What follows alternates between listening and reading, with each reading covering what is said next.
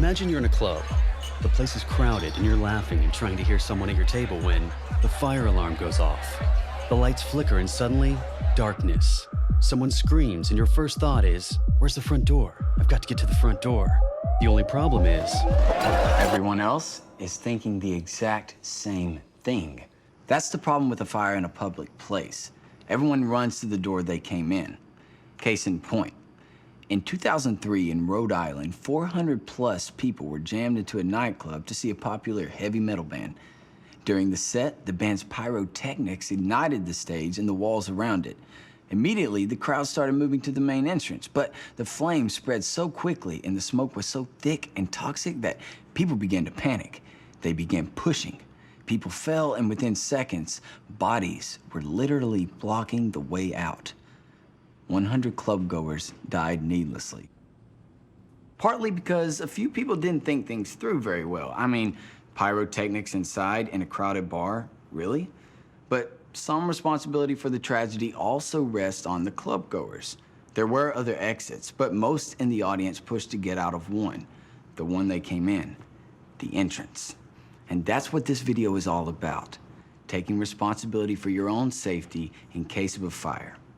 Now, when you walk into a public place, a club, restaurant, theater, hotel ballroom, think what your exit strategy would be. And yeah, I know what you're thinking. What are the chances something like this would ever happen to me? Well, let me tell you. After the Rhode Island club fire, the Texas State Fire Marshal's office wondered the same thing. What were the chances something like that could happen in Texas?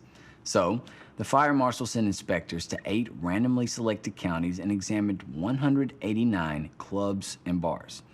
Of those 189 facilities, 182, fully 96%, had exit violations.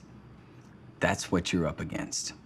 And that's why you need to have an exit strategy. Let me show you a few simple things to look for when you walk into any public place. First, exit signs. Duh.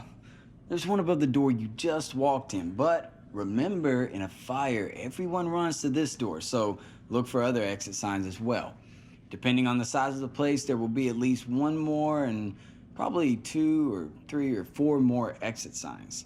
Make a mental picture of where they are, because in a fire, there's also smoke. Thick, often toxic smoke. Pinpointing and remembering where those exit signs are in advance could save your life. Oh yeah, windows. Seems kind of obvious, but if you're on the ground floor, windows can be exits as well. Here's something else to think about. Doors.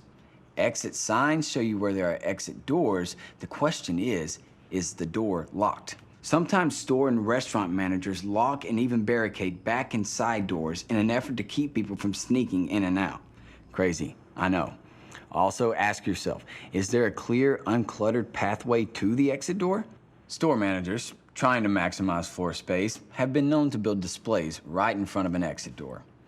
In smaller clubs, musicians sometimes stack their equipment cases in hallways leading to exit doors because there's no other place to put them.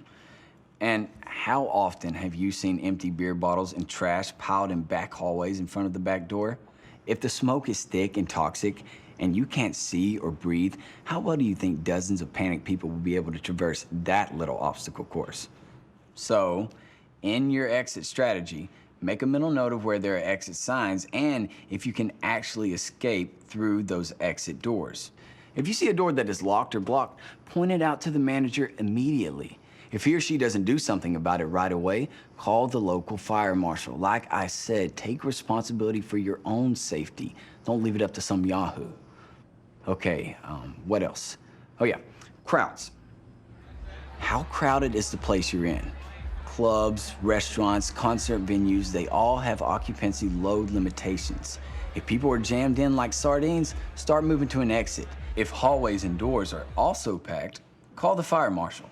Remember, the life you save may be your own and 5 of your best friends.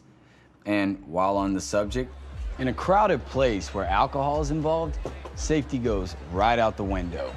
Weddings, fraternity and sorority parties, 4th of July, New Year's Eve, If you're partying with a large group of people in a big room where there are fireworks or low-strung halogen lights or space heaters present, maybe you shouldn't be.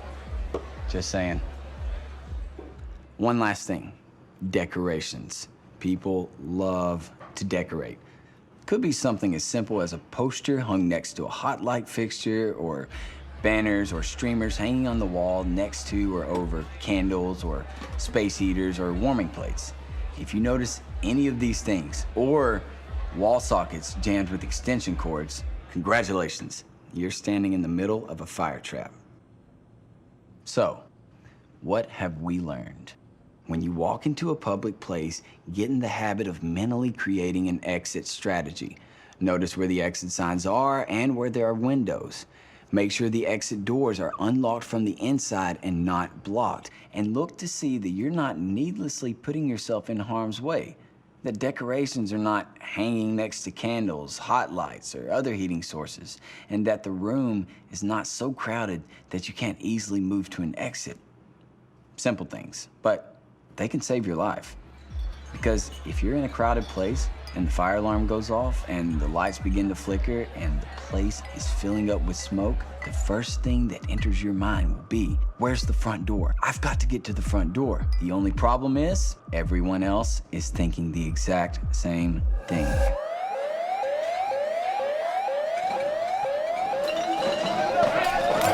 When you enter a public place, make sure you have an exit strategy. And keep in mind, the best way out may not be the way in. You can learn a lot more by visiting haveanexitstrategy.com. This appeal is from your Texas State Fire Marshal.